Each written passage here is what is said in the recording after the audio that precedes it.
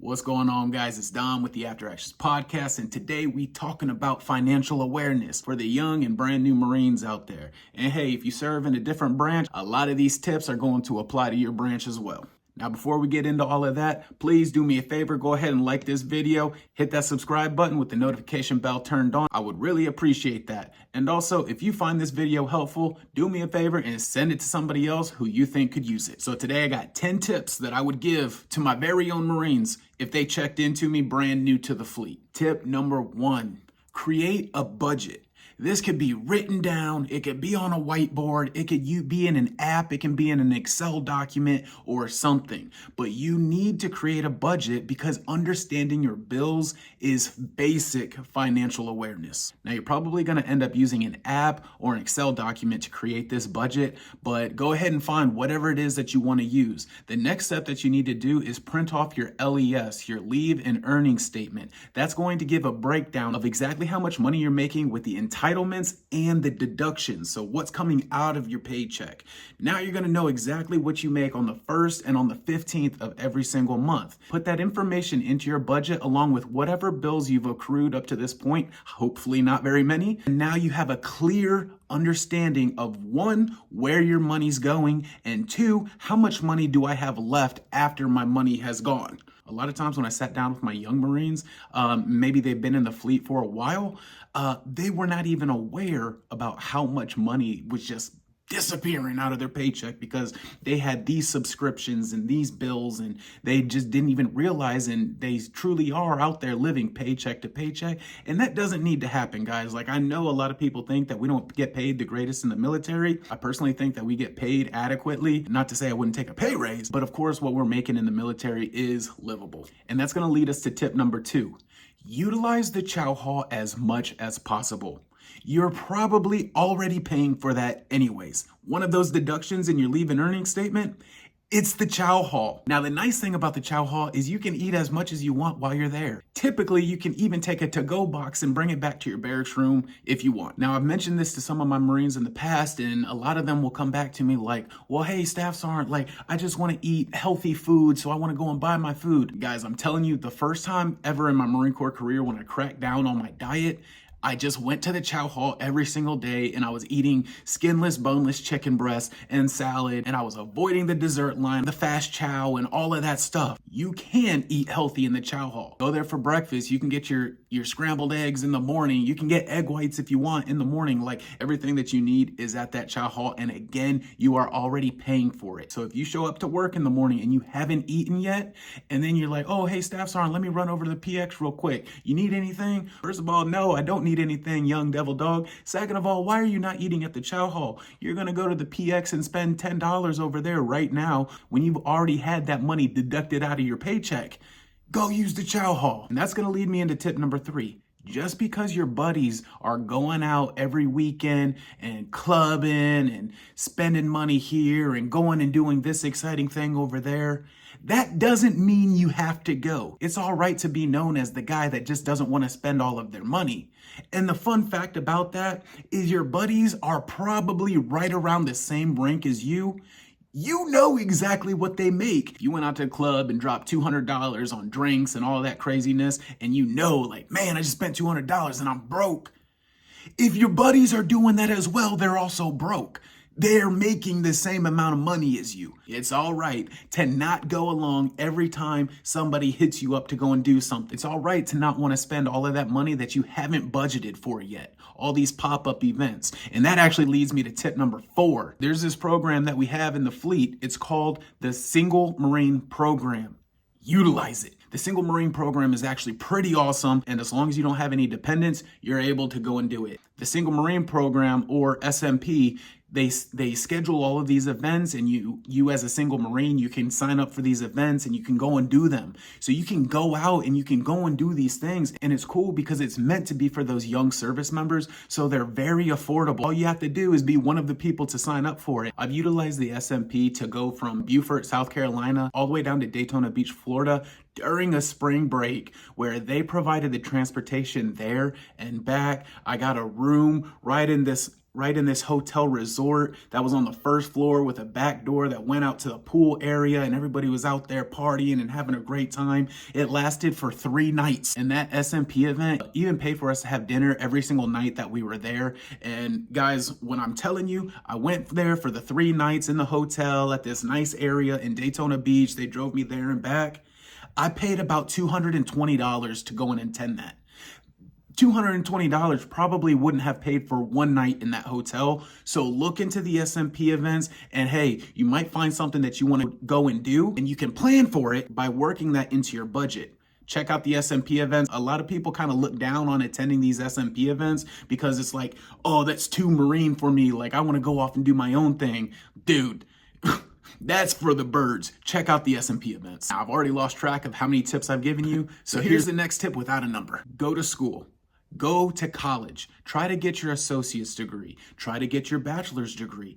And the beautiful thing about doing this while you're still in active duty is you do it by using tuition assistance, which is free to you. You go to school for free.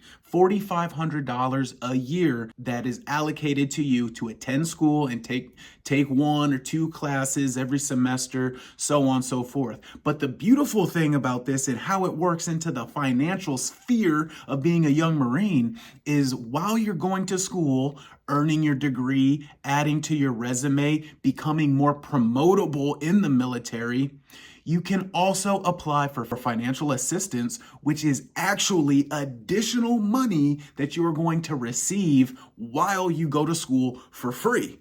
Everything's already paid for you through tuition assistance, but you apply for financial aid and now you're literally getting paid to go to school. So whether you actually care about going to school or you just want to make a little bit of extra money, go to school. You can knock out 2 birds with 1 stone on this one, guys.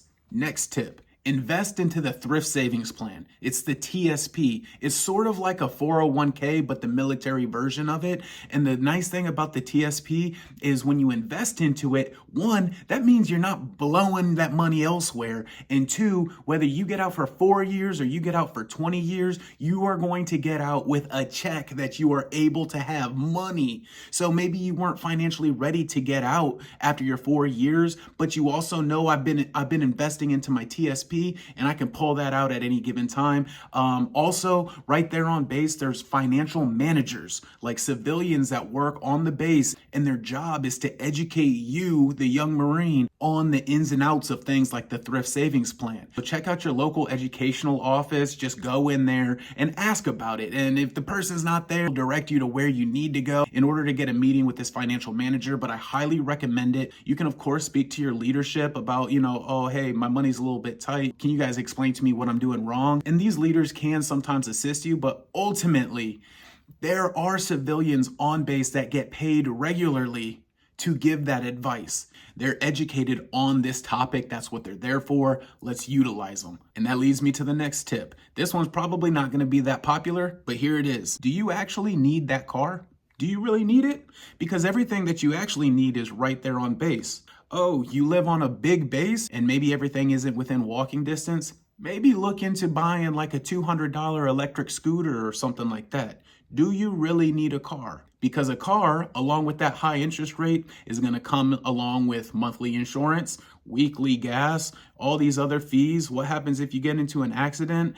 Like, I get it, a car in a lot of ways is almost like a necessity, but as a young Marine, I would definitely try to stack up my money first before jumping into something like a 6-year car loan that has a high interest rate when you could literally just go and buy a scooter or a bicycle or something. You can find some way to make it around base. Also, if you don't have a car, when you do end up going out with your friends, you're not going to be the one that has to drive everywhere wasting your own gas. Look into getting a new e-scooter. The next tip goes into getting groceries. All right, so you don't want to take my advice on the first tip and basically only consume foods out of the chow hall. You want to go and get some groceries.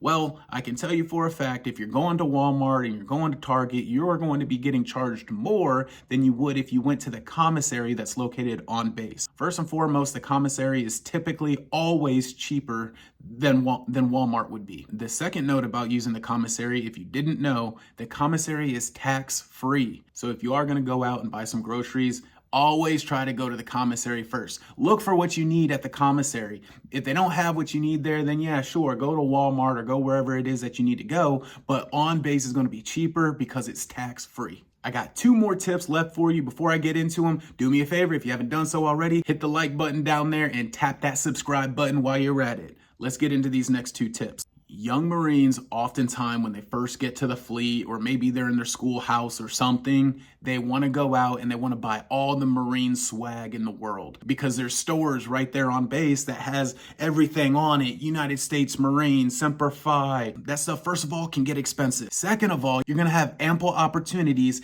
to get that stuff. Maybe you should wait until 1, you get to the fleet, and 2, you've actually decided that you really do want that item. If you look around in my background, would you believe me if I said that everything on these walls back behind me were actually given to me? I didn't pay for a single thing on these walls. You will have ample opportunity to get all of the cool stuff. Can't see it, but I've even got a Foot Locker down here, and inside of that Foot Locker, I've got like a full-blown flak jacket and everything. You will have the opportunities to get all the Marine swag that you could imagine. You don't have to buy it every single paycheck as soon as you get into the fleet. Now, this is the last tip that I have, and it's real simple, guys.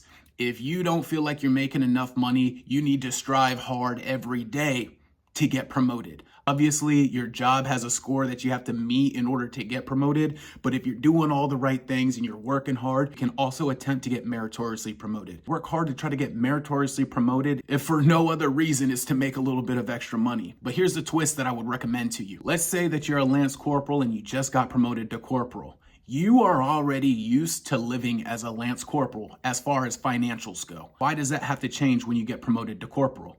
When you get promoted from Lance Corporal to Corporal, how about that extra money that you've started to make? That money goes straight into savings or the TSP, or maybe you had some debt that you need to pay off somewhere else. Imagine a world where you just got promoted, you make extra money, but you're used to living how you were already living. So that extra money can go elsewhere. It can benefit you later. When you get promoted, continue living how you were living. Just because you make more money does not mean you have to start spending more money. Remember that one, because that one is huge, guys. That's going to wrap it up for this video. If you guys have any questions, concerns, comments, drop them down low. I'll be sure to either answer the question or crank out another video on the topic. But again, my name is Dom with the After Actions Podcast, and until next time.